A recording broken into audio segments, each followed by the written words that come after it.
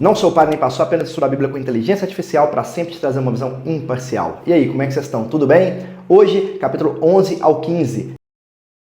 Ele envia mensagens para perguntar se Jesus é realmente o Messias.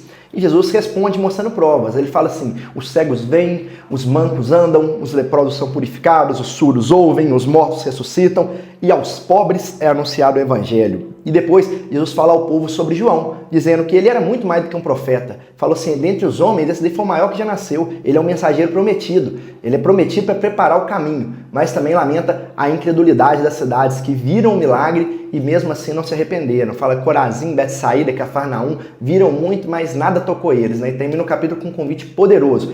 Vinde a mim todos vós que estão cansados e sobrecarregados, porque eu sou o alívio, eu vos aliviarei. Ele mostra que seu jugo é suave, seu fardo é leve. Depois a gente tem capítulo 12, os fariseus acusando os discípulos por colherem espigas no sábado. E aí, não podia fazer nada no sábado, eles tinham esse costume ali. Jesus cita Davi e os sacerdotes para mostrar que misericórdia está acima de ritual e declara ser Senhor do sábado. Fala de Davi, no sábado que teve fome, foi lá e comeu e fez o que trabalhou e etc.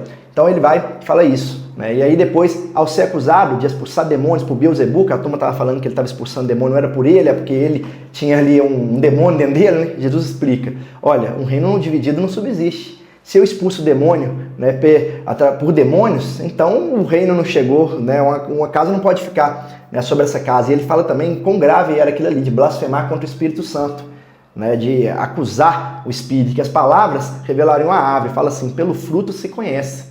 E quando pediam um sinal a ele, fala: então mostra. Tinha gente que falava: então mostra aqui que na minha frente o milagre, faz acontecer isso. Aí ele falou com os fariseus que estavam pedindo isso. Fala: cara, nenhum sinal vai ser dado para vocês.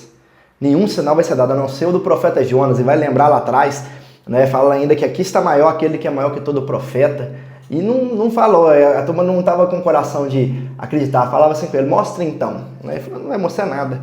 Em seguida, ele ensina sobre o espírito imundo, que volta. Ele fala assim: quando sai de uma casa, encontra essa casa vazia, de repente tinha alguém ali que era mal e de repente se entregou bem e tal, e depois volta, e esse espírito sai e ele traz consigo outros 7 piores. E o último estado daquele homem fica pior do que o primeiro. Um alerta contra a limpeza superficial sem o preenchimento com a vontade de Deus. E por fim ainda, eles dizem assim para ele, tudo nesse mesmo capítulo. Fala: cara, sua mãe e seus irmãos estão lá fora te chamando, te procurando. Aí ele falou: quem é minha mãe e meus irmãos? É quem faz a vontade do meu pai que está nos céus. Esse é minha mãe, esse é meu irmão, essa é minha irmã. Olha como é que é forte, Depois a gente pula para o 13. Ali Jesus começa a ensinar por parábolas. Ele conta aquela parábola do semeador, mostrando que a palavra de Deus cai em diferentes tipos de solo. Fala: alguns são duros, outros superficiais, outros sufocados ali pelas preocupações, pelas coisas do dia a dia, e algumas outras caem em solo fértil. E aí ele explica também uma parábola, que é a parábola do joio e do trigo, mostrando que bem e mal crescem junto, até dar o tempo da colheita, quando ali Deus vai fazer a separação entre o bom e o mal. E ele conta também as parábolas do grão de mostarda e do fermento, mostrando como o reino de Deus começa pequeno, mas transforma tudo ao redor. E fala do tesouro escondido e da pérola de grande valor, mostrando que o reino vale mais do que qualquer coisa. Por fim, ele explica que um escriba instruído no reino, ele tira do seu tesouro coisas novas e velhas, revelando que o evangelho cumpre aquelas promessas antigas e também traz o novo, que é o próprio Jesus, Novo Testamento. E a voltar a Nazaré, conta também que ele é rejeitado pelos seus próprios conterrâneos. Um profeta não tem honra na sua casa. Depois a gente tem capítulo 14, onde João Batista é morto por Herodes, que mandou decapitar ele por influência de Herodias. E ao saber disso, Jesus se retira para um lugar isolado, mas as multidões o seguiam. E ali no meio do caminho, com compaixão, ele vai curando enfermos, realizando milagres, como por exemplo da multiplicação de pães e peixes. E aí ele vai, cada vez mais, o nome dele sendo ali ovacionado no meio do povo. Aí depois conta também que durante a madrugada ele caminhou sobre as águas até o barco dos discípulos. Os discípulos ficaram assustados, mas Jesus disse: coragem, sou eu, não tenha medo. Pedro pede para ir ao seu encontro, aquela passagem onde que Pedro anda sobre as águas com Jesus, mas quando Pedro começava a ter medo, ele ia afundando. Aí Jesus falava com ele olhava para Jesus, ele ia firme, Até que isso vai acontecendo, Ele chega ali, também fala nesse mesmo capítulo, a terra de Genezaré, onde também cura muitos enfermos, inclusive enfermo que foi curado só por tocar na veste dele. Se tem fé, você não precisa nem chegar tão perto, só de tocar na veste, era isso que queria dizer ali, Você já é curado. Depois, capítulo 15, os fariseus voltando a questioná-lo, dessa vez sobre o costume dos discípulos não lavarem as mãos. E Jesus mostra que ali eles estavam muito focados ali nos costumes, nos hábitos, invalidavam muitas vezes a palavra de Deus em cima de tradições humanas. E ele fala, você não vai ser contaminado pelo que tem de fora, mas sim, a contaminação vem pelo que é de dentro, né? Porque é do coração que sai, né, ali a maldade, as más intenções, as mentiras, adultério, maldade.